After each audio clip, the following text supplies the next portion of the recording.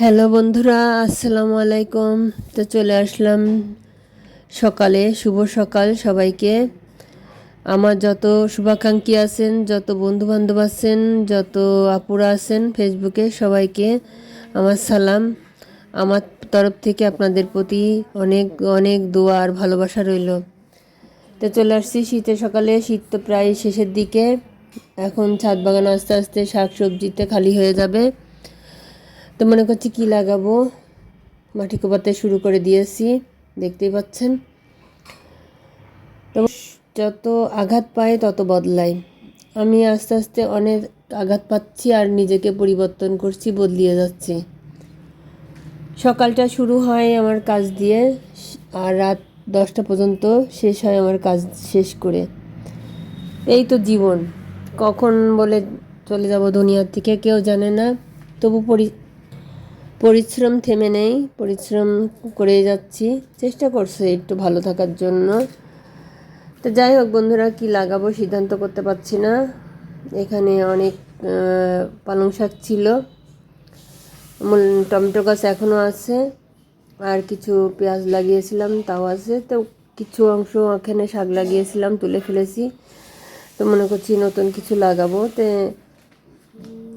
এখন আপাতত আরও কিছুদিন, বেশ কিছুদিন আপনার শীতের একটু ভাবটাপ আছে, এজন্য আরও কিছু ধনিয়া ছিটিয়ে দিচ্ছি।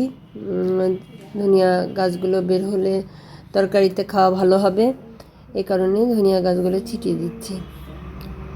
তো পরিশ্রম করতে থাকি, পরিশ্রমকে ভয় পাই না, যে পরিশ্রম করতেই আসছি দুনিয়াতে, পরিশ্রম না করলে তো ভালো থাকা যায় না। তাই পরিশ্রমটাকে ভয় পাই না, সবসময় পরিশ্রম করতেই থাকি।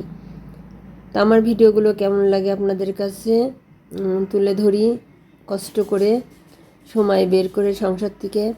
ভালো লাগলে অবশ্যই লাইক শেয়ার কমেন্ট করবেন আর পাশে থাকবেন।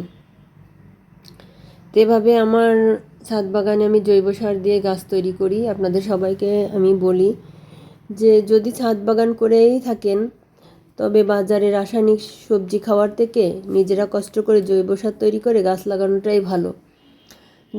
নিজেরা যতটুকু জায়গায় থাক না কেন, ছাদ বাগানে যদি জৈব সার দিয়ে আপনারা সবজি লাগিয়ে থাকেন, তাহলে সেই সবজিটা যে ফলটা আসে সেটা রাসায়নিক মুক্ত হয়, এটা শরীরের জন্য ভালো।